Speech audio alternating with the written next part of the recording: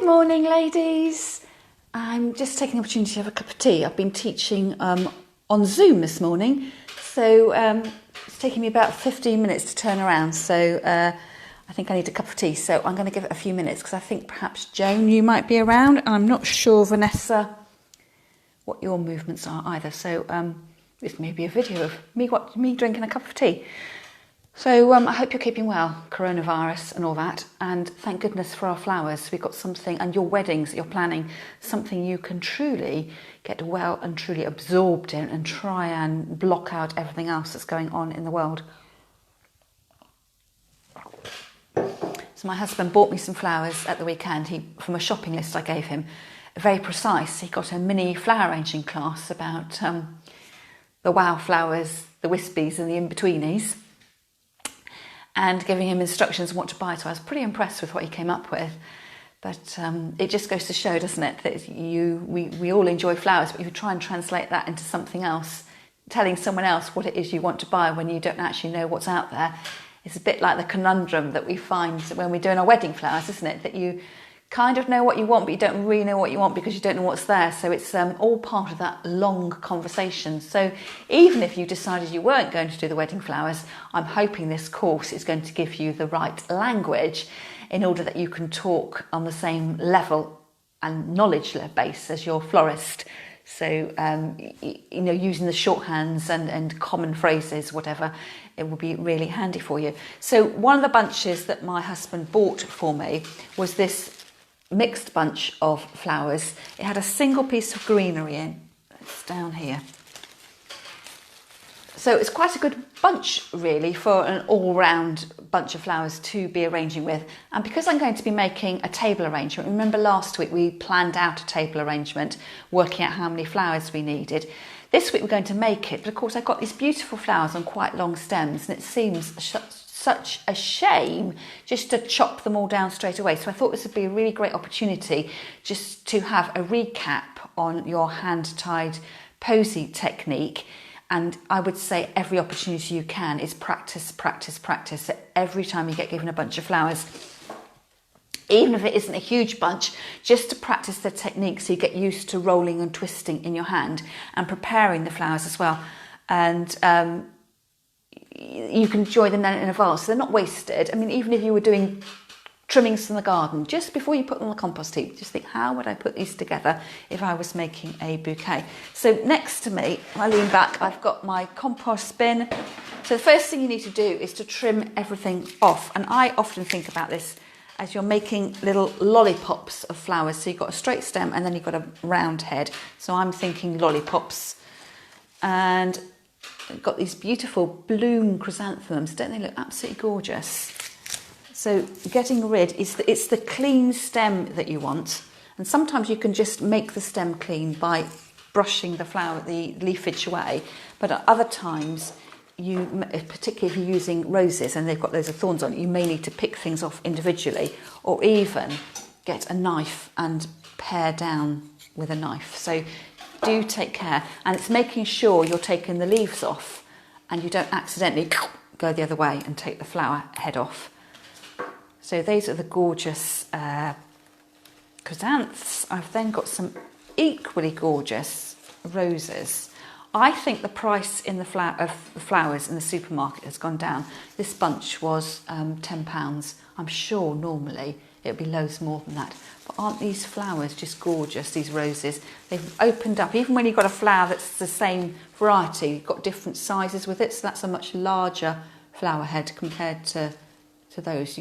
Sometimes you need to look within your flowers to see what size you've got.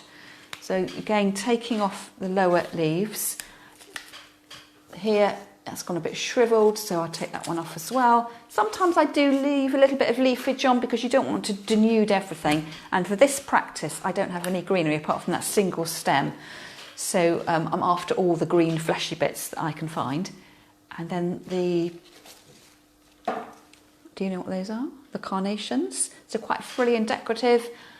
It's all personal taste. So personally, I wouldn't use carnations for a wedding. Up to you entirely. But if I was going to, for buttonholes, I would use a plain coloured one. You can get some beautiful antique looking ones. pink with a green edge, but I just think these are slightly garish. But again, it depends on your taste. Don't let my taste sensibilities affect you. You need to be careful with the carnation, with these node points, that they snap really easily there. So as you're peeling off, is just to take care that you're not snapping things away.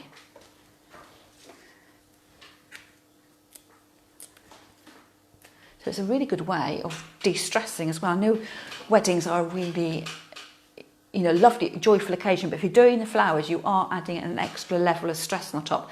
But just sitting here in my kitchen, getting prepared, it's quite methodical. I know what I'm doing. I'm not under pressure, and I would be, preparing my flowers. And if you can get friends and family involved, or just timetable in to give yourself enough time to make it an enjoyable experience, rather than thinking, oh, I've got to do this, got to do the other.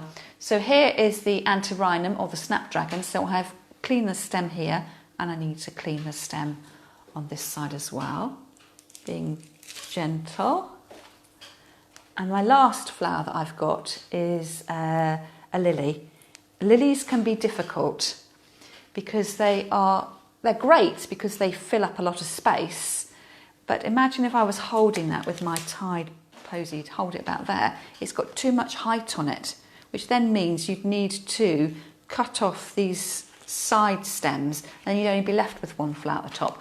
So I think probably the lily I'm not going to include in my tied posy, because everything else is going to be quite tight and mounded, and this is going to shoot off looking really, really bizarre. And it may even be with the snapdragons as well, that they're just too large compared to the sort of quite compact roundness of everything else.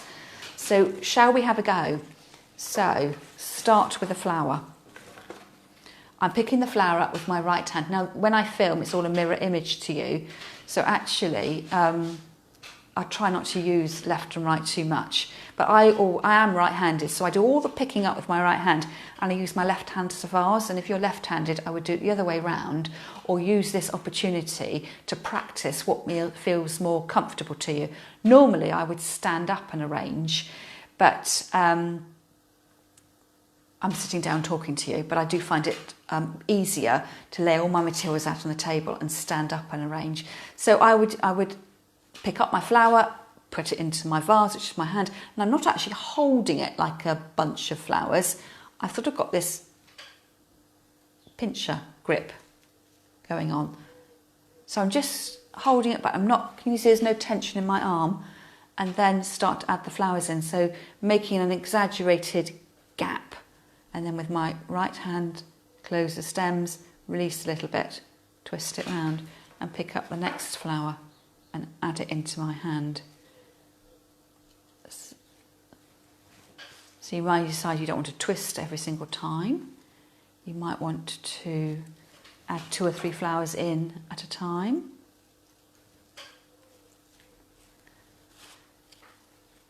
Now this is going to look a bit peculiar because I've got 3 flowers of each, so it's a very brief, the recipe of the flower isn't very wide, and I'm not using any greenery, so it's purely a technique tip here. And we'll have a look and see what you think about the flowers. So it's all about the technique, not about the finished look. Because you can see I've spiraled those in, so learning point, the stems are spiraling out, and then we've got this triangle of flowers at the top. But when I hold them up to you, it's just, because there's only 3 stems of everything, it just looks too spotty and dotty. And you'd have to work out, so that's the problem. If you don't have loads of flowers to make your bouquet, I think I would probably stick to 1 flower. I think if you had 1 rose with a beautiful velvet ribbon on it, it would look more stylish, possibly, than something that just looked a bit incomplete. It needs more greenery, it means different shapes. Everything is round and quite mounded. And you can see here, with the dark bloom chrysanthemums, they're forming this line right the way through the middle, and it's just a big block. So you can take things out. You can't even see that carnation down there. So it's just difficult with 9 flowers to get things positioned in the right place. So you'd need to separate things out a bit. But once they're in your hand, you can take things out and push them back together, but we're always ending up with something next to the other one. But again, it's that confidence and you picking your bouquet up, technique, critique, and then learning to take things in and out, because you just need to loosen your grip a little bit so you can, you're not committed to what you're doing. You may find that, let's try it with all the other flowers, if you were gifting flowers, perhaps thinking about your flowers for the mother-in-law, that you might want to do something a bit blousier. And we could come in, again the same thing, start with the lily, add in my flower, and perhaps by adding in more flowers we can get a slightly more relaxed and natural look, and that might be the look that your bride wants. So it's all down to personal taste. What does your bride want? There isn't a set formula as to what a bouquet should look like. It should look like what the bride dreamt it would look like, subject to budgetary restraint. I'm just moving those because, again, I was ending up the two together, so I've separated them. So this is a technique. I keep saying it. It's all about the technique, not what I've actually produced.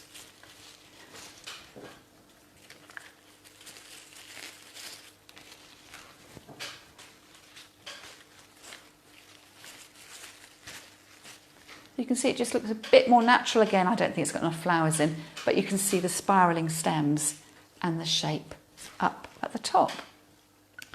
So what I'm going to do now, that was a little added extra for you, is I'm going to adjust the camera angle and you can see what I've got for my table arrangement. Bizarrely, I'm going to put my flowers in the compost bin just so they all stand upright. They are quite tough flowers, but if you do need to take a little bit of care. So if you're going to be bashing things around and remaking, they're going to start falling apart another cup of tea. So I shall adjust, and what I'll do when I've finished filming, I will make a little note of where to start the video again from if you're just interested in the hand-tied bouquet. The stool I'm sitting on is very squeaky, so I hope that that's not putting you off and perhaps you can't even hear it. So what I have got here for making my arrangement, I'm making it in a little cake stand, bonbon bowl. You could make it in a green floristry bowl, but that would look it's just very utilitarian. So take the opportunity perhaps of trying not to use what a florist would use, because you aren't the florist. You could be collecting all sorts of fabulous things like this and making your wedding all the more personal. So I like shopping in the charity shops, and I've been keeping an eye out for these over the years. It's a bit dusty. What I particularly like about this is it's lifted up a bit, so it's not really high, it's not going to get in your eye line, but it is just raised off the table, and it will just make it look slightly more elegant than if it was sitting squat on the table. You could use cereal bowls for this, anything, but now is the opportunity, especially if you're doing your own wedding. You've got lots of opportunity. It become your hobby over the next 6, 8, 9, 12 months, and you can start searching and looking for lots of items and just really getting engrossed in the whole wedding thing. So I'm choosing this container. I'm going to be using flower foam. So my flower foam is brown. That's because it's the new biodegradable flower foam. It takes up water, but you may be more familiar with the green version that doesn't biodegrade. You'd need to use it once and put it in the bin. I'm probably still going to put this in the bin because my husband doesn't let me put flower foam on the compost heap, but it does have a better degrading qualities than before. So those are my mechanics. I've also got my trusty scissors. I've also got an old table knife so I can cut my flower foam. And I have got some pot tape, 2 varieties. This is the one you'll probably be more familiar with. I should have started it off before I started filming. So this is a narrow pot tape. You can also get a slightly thicker one, but because my vase is clear, I thought, well, perhaps I ought to use the clear tape. So this looks more like sellotape, and again, I can't find the starting point.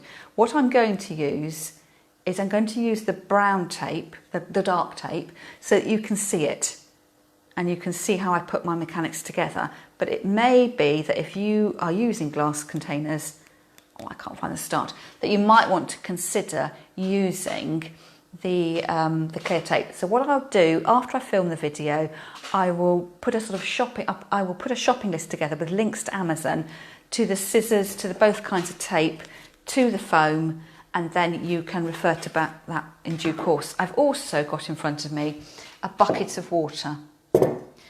So because normally I soak my flower foam, if I'm just doing an occasional arrangement, I would use a washing up bowl. If you're doing lots of soaking, you might want to buy yourself a big old bowl. Mine's only see-through for teaching purposes, so you can see what's happening. So I will cut off on the foam. If you've never used foam before, you can see it's got these guidelines, and a third of a block of foam fits into one of these plastic Florist containers. It's got a halfway line marked as well. So I'm going to use a third of a block. I'll cut off what I need, and then just going to adjust the angle just so you can see what I'm doing. Cut the foam down.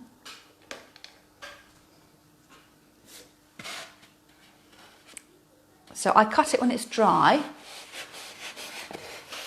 and then I will be saving the rest of the block for another project.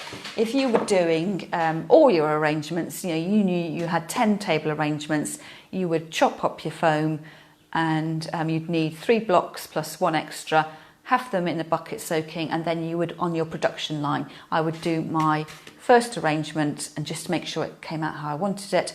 And then that's when you can get your friends and family involved with a little production line. Somebody can be doing the greenery, somebody can be putting the flowers in. So it's all about trying to find, it's almost like you're in a little factory, and what is the most efficient way of doing your flowers. So taking my bucket of water, put my flower foam in. So you want to just let the foam soak under its own weight. You don't want to be pushing the foam down. If you push the foam down, it will go dark on the outside as if it's taken up water, but if you were to cut it open, it's more than likely you'd have a dry patch in the middle of the foam. And because we're going to have a very traditional arrangement with the stems radiating out from the middle, you may well find that those stems are actually sitting in dry foam, and that your flowers, if you're making them, you might be making them a day or 2 days beforehand, they won't last until the wedding breakfast because your mechanics or your hardware hasn't been done properly. So you can see that is slowly sinking.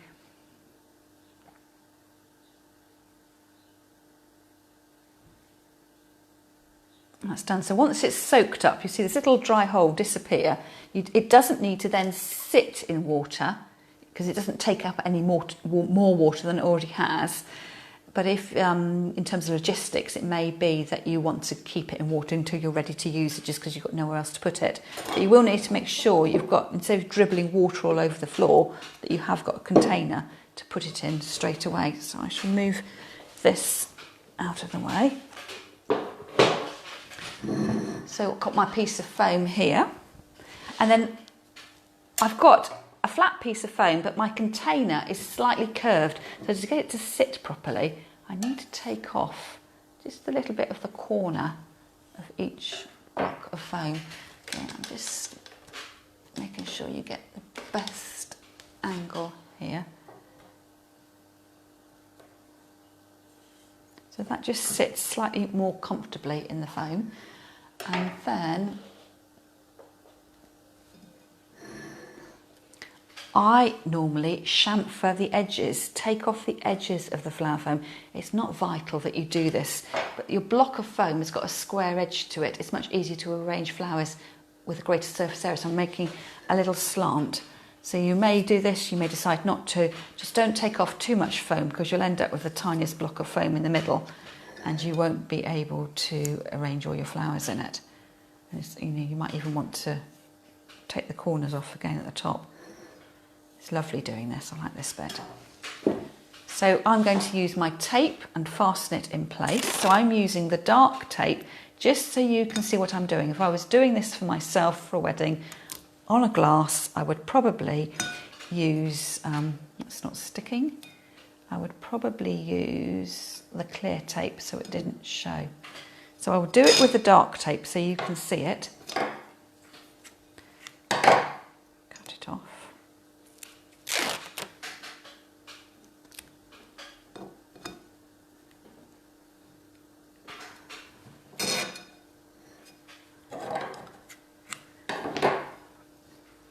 So you can see that it's quite obvious. So you can use it, but just make sure when you're placing your flowers, you're covering up the greenery.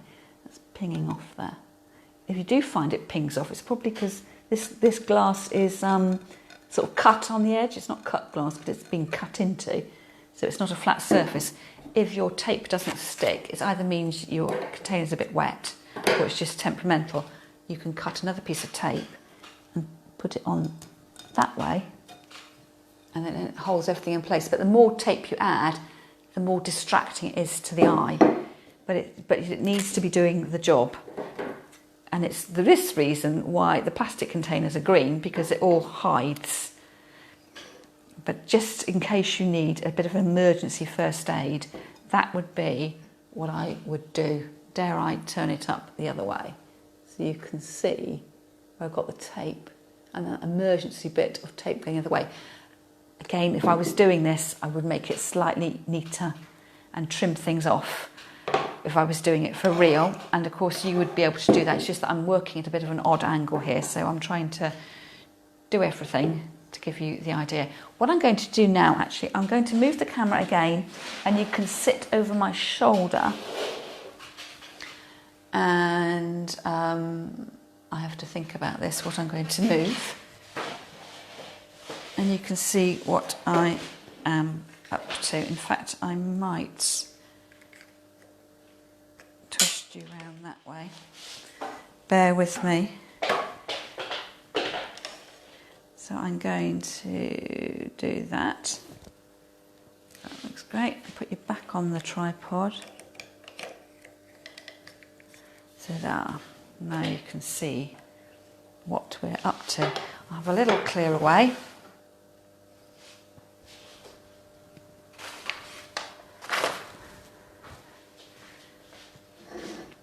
So there we are, mechanics are done. So this stage is all about the mechanics. It's about the flower foam, how you're fixing that to the container and your container. The next phase is putting your greenery in. So I always put my greenery in first. And I've got a selection here. This is just from what I had available in my garden. So you will have a more choice selection of greenery for your wedding. I've got plain old conifer. I've got some perpetual wallflower. I quite like the sort of grey, the glaucous nature of that. I have a few stems of choisia with just the beginnings of the buds coming out. Choisia has an unpleasant smell, so you probably wouldn't actually want to use it at your wedding. And then a more decorative conifer as well. So I'm using, as a practice, what I have to hand. You will be using your beautiful choice greeneries that fits in with the theme for your wedding. Hello, Joan. When you watch back at the beginning, I did a practice hand-tied bouquet with my supermarket bunch. So you're getting 2 videos for the price of 1 today. And I will make a note of where the table arrangement starts. So if you wanted to skip the hand-tied, you can come straight to the table arrangement. So we're all set up with our mechanics. I like to put my greenery in first. And I like to use I work methodically with one bit of greenery and then before moving on to the next one. So first of all, my conifer. So you need to decide how big you want your arrangement to be. So I could, make this really huge and have that hanging out at the edge, but we're going to make quite a compact, simple arrangement, and then you can build on your skills from there. So as a rule of thumb, I would cut a piece of greenery that measured from thumb to forefinger, and I start off putting 1 in the top. So I go north, south, east, west. I'm just going to see if I can lift the camera up a tiny bit and work on that basis. So taking off any bits of green that are going to end up in the foam, and as I'm putting it in, you can see I'm putting it about halfway up the flower foam so that it starts to drape over the edge of the container. So although my dish is really pretty, you want to see the the greenery sort of melting into the container rather than seeing your arrangement as one bit and then the container underneath. So this is the way I always start. North, south, west, east. You end up with a gap here, a gap here, a gap here, and a gap here. So the next thing I do is fill those gaps up and come in to the middle.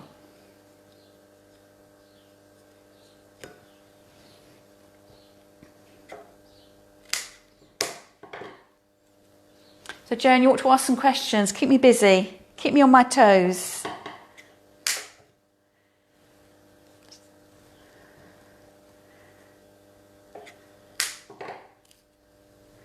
So round one looks all right. It's not great, but we're only just beginning. I then put a piece of greenery in to see how in the middle. So I've got like a skirt of green around the outside and one prong standing up in the middle.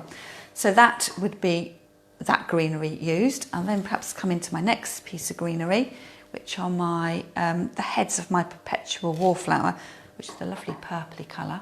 Quite like the shape of this thing, thinking about contrasting colours and textures. So, you know, the feathery green dull fern, and this is quite glaucous and sort of a beginning of a rosette flower head there. And again, rule of thumb, cut to about the length between thumb and the forefinger. So this time I'm going to do the same arrangement. You know, I went north, south, east, west. I'm just going to rotate my dish slightly so my north is in a slightly different area. And I'm raising up slightly for this placement. So I've got one straight in and one going up and this one actually at the top. So again, I'll just position that. And I'm trying to disguise the fact that I've now got a square piece of foam. I'm really now thinking about the fact I've got a round dish, because when you have finished the arrangement, it'll look like a beautiful, pleasing round arrangement, and you won't know. Well, those of your family and friends who aren't flower arrangers will never know that you started off with a square block of foam. So I've gone in with my north, south, west, east, and then I know I can fill in the gaps between those two bits of greenery.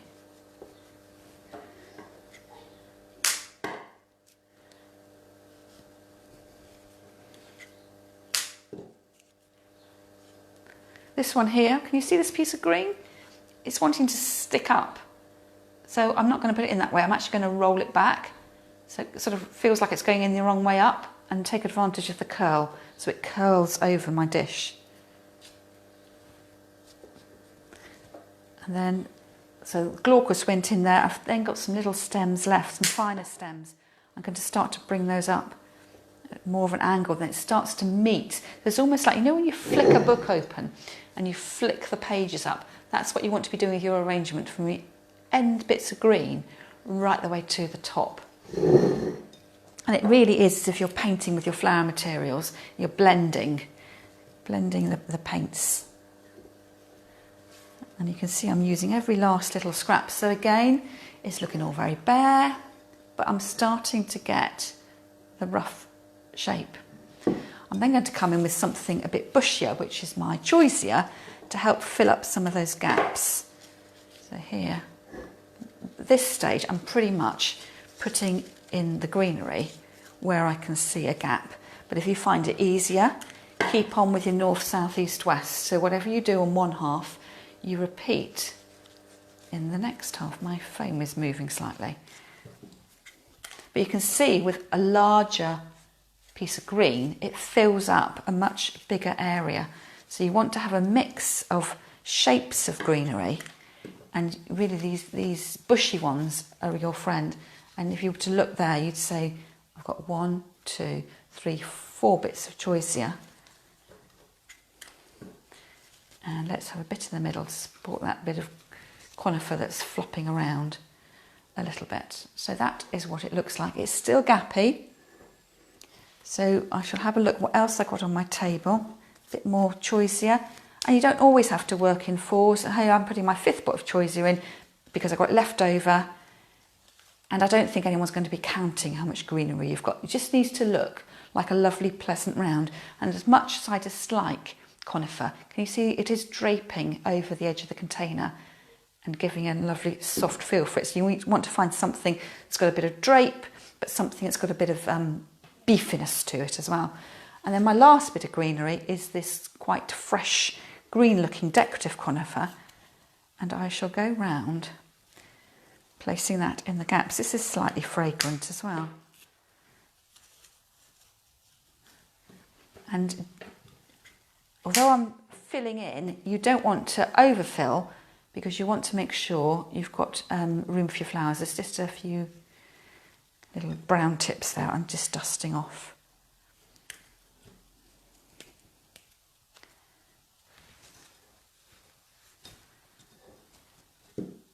So making it as a practice piece using greenery from my garden and a few stems of flowers from the supermarket. And it's practice. See what you think goes together. And at some point you will need to commit to, unless you're very experienced, to, you know, using or getting the feel for how long the flowers you actually want to use are going to last, so you feel confident with using them. And with every kind of flower arrangement you do, standing back and looking at it. So when I finish this, of course, I'm showing up to demonstrate it to you. I can't really see it from all angles, so I'll be having a look. And before I post a picture of my finished arrangement in the group, I will no doubt have tweaked something slightly, but you don't want to be taking your greenery and your flowers in and out, in and out. You have to be reasonably confident that you about your placements. You can sometimes, you know, just move something slightly, but you don't want to be pock-marking your foam and having things falling out. I'm going to clear the decks a bit with my greenery so you can see what is there. The kitchen floor is making a right old mess now, but I shall sweep up. So that's what we've got. Perhaps if I might spin you around. You're going to get dizzy watching this. I'm going to spin you around and show you against my kitchen cupboard, a blank background, what it looks like.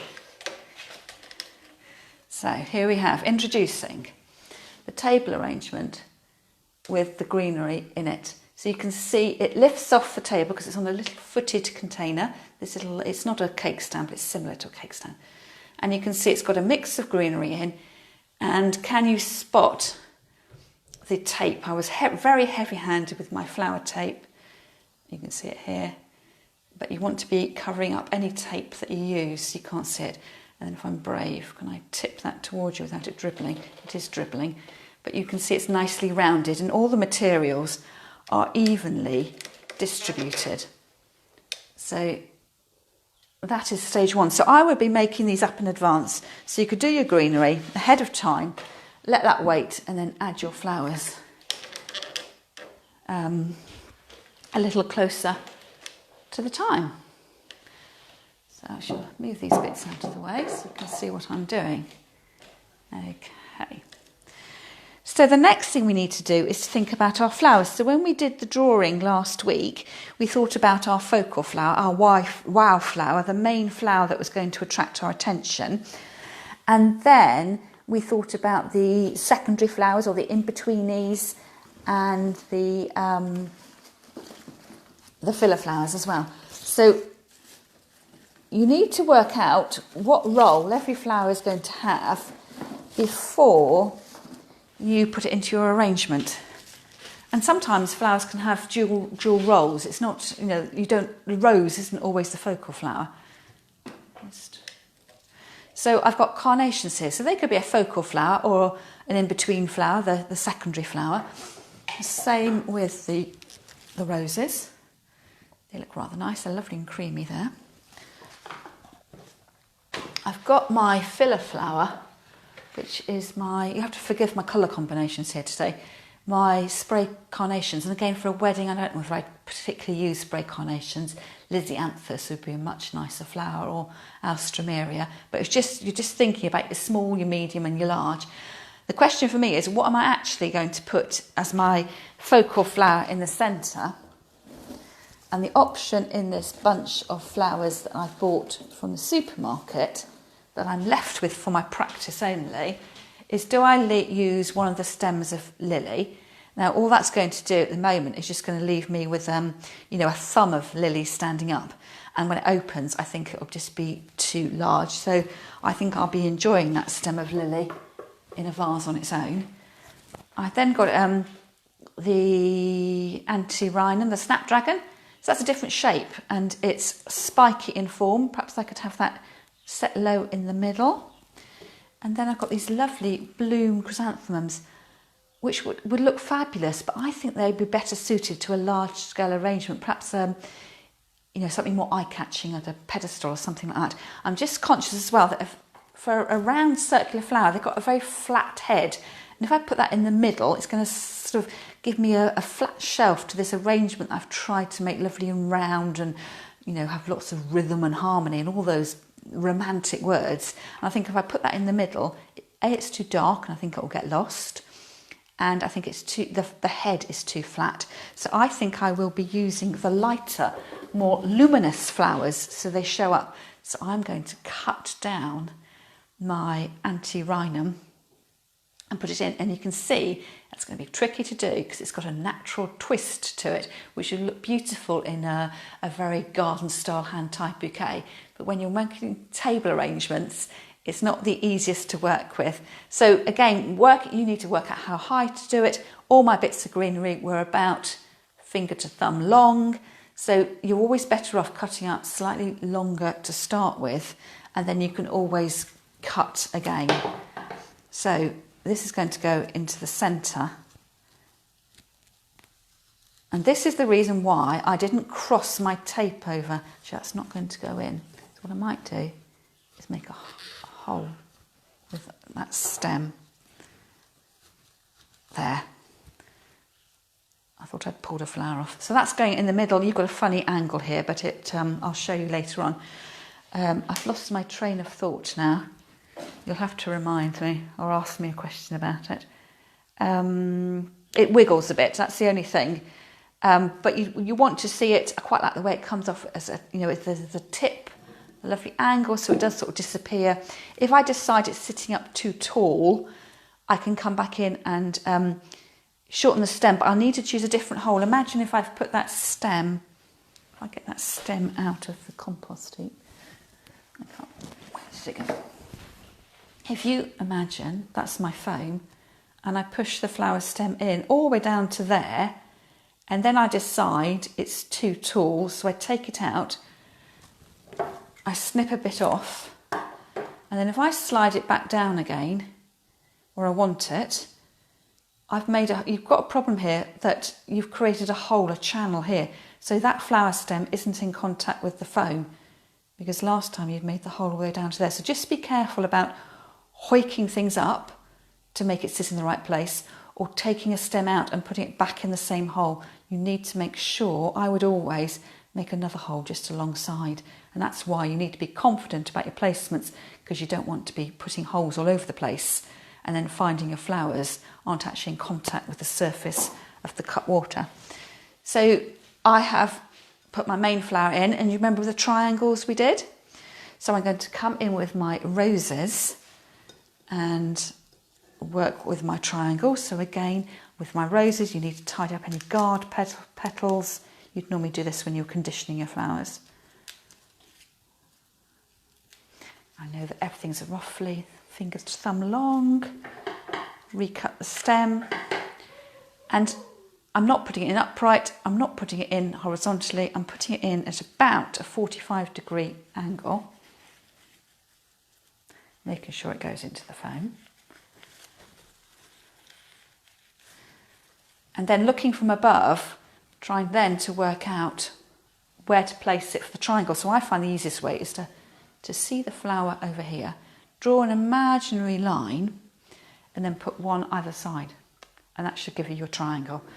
It's about evenly distributing the materials. It doesn't have to, no one's going to be getting out the protractor to measure the fact whether you've got your flowers in the right angle. So that would be straight over and just step to one side at a slight 45-degree angle. And using the whites, you can see it just looks bridal already. very elegant and sophisticated. The whites and the greens always look really good together. So that would be the next stage. So central flower, and then 1, 2, 3 roses. Of course, I've got a massive gap in between. So I could fill that with my filler flowers, or come back in with another sort of in-between size flower, or your secondary flower. So I'm going to use these carnations, not a great colour, and put those in adjusting the angle slightly, so you don't want everything on the same plane all the time. These ones I'm going to put a little bit higher.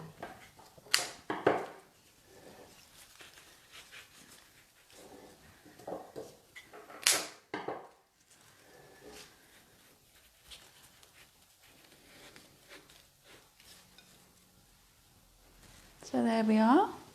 So you've got the big flowers and then the fine greenery, and that's, you know, you can really see now why you do need to put the filler flowers in, just to again, it's that watercolour effect. You want it to seamlessly flow into the combined arrangement.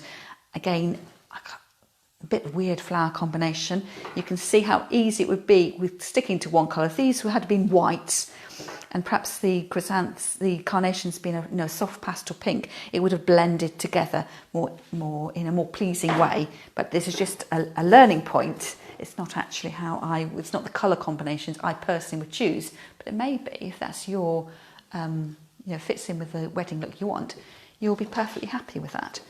So spray carnations, always lots to cut off. And once I've got the right length, I don't often advocate this, that you don't always want to go through and cut all your stems down and then discover they're cut to the same length, but sometimes you can take a little bit of a risk. And looking at the flowers as well, these ones are perhaps you might want that a bit more open. You can just gently open it up a little bit. So you've got the perfect flower stem here. It's got the main flower, it's got the focal, it's got the secondary, it's got the filler. So in my terminology, it's got the wow flower, the wispy and the in-betweeny all on one stem. So I would start at the top. That's not going to open, so don't force the flowers to open. And I think about each little segment at once, so the gap between the rose and the carnation. And I can come in with my next flower. So separating it all out, seeing what you've got. Where's the best place to cut? See these 2 flowers here? I think that's going to be too, if I cut it there, that one just seems too long to me. So I'm going to cut them off individually. And the same thing, I'm going to think about this segment, this between the carnation and the rose. And you don't want your flowers on the same level all the time, so this carnation sticks out a little bit. So I've pushed this one down. So you want some flowers nestled down, recessed into the arrangement, other flowers sticking up. And using all the buds. They won't come into flower, but again, they add a different shape for your greenery. And you've paid for them, so you might as well use them. And then we've got this segment here between the rose and the carnation. So it's sort of a bit flower arranging by numbers, but I always find it helpful that I'm not overthinking where things go, and I'm not fussing about it. And I can always change things, and that's where the final flourish at the end, you make sure it doesn't look as if it's been, made by, a painting by numbers kind of thing. You can mix things up a little bit and make it look more natural. But it's a good starting point, and you know that you're distributing all your flowers evenly. And then you just need to look and see where you need to add more. So I'll keep going round.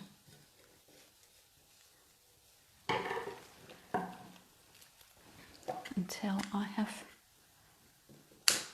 finished. So coming down this little section. Some right at the bottom level, so the buds to the edges. Still think perhaps that top carnation I put in a little bit too high, but I'll give that a look. Instead of coming back to it now and fiddling now, I'll wait until the end, until I've got everything ready to see what it looks like. And here I've got a flower with a stubby end, so cut off that stem. The flower head's obviously fallen off. Be careful with the cutting. Never want, sometimes just start off the opening just to get a variation. You don't want all the flowers to be tight, you don't want them all to be full. You want them to sort of showing all their natural layers of development. So I'm back to I've got this one section to go. I think that is too tall. So I'm going to cut a little bit off and put it back in, but in a different hole. So it just nestles down a little bit more. And my last lot of flowers here in this section.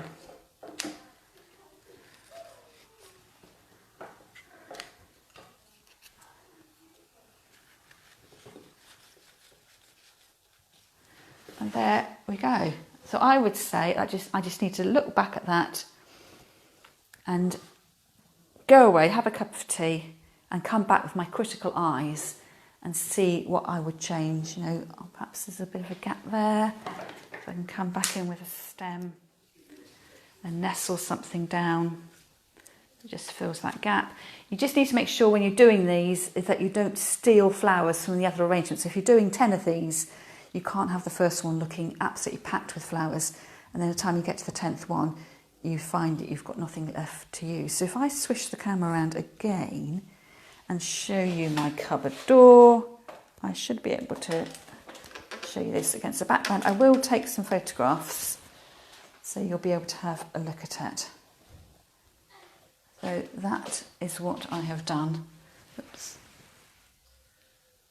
On the arrangement, just wait for it to focus. So it should sort of look the same from every angle with everything evenly distributed. So just it's a compact design. It's dribbling on my kitchen floor again. I just have to remember to mop that up before anyone else comes into the house. And you can add more flowers in, if it depends on your look as well. So it may be that you want to be more flower heavy. Just add more flowers to your list, but make sure you budget for them, include them in your buying list, but have a practice and see, if you think it looks too sparse for you, that you could really fill out with more flowers. And I think that's what a wedding's about, isn't it? Having loads of flowers and perhaps a slightly less greenery. So I'm going to sign off now. I shall take some photographs and put them into the group, and I'll also include the buying list for the tape, the clear tape and the flower foam if you need to do any shopping. So I hope you enjoyed that, and I'll catch up with you next week.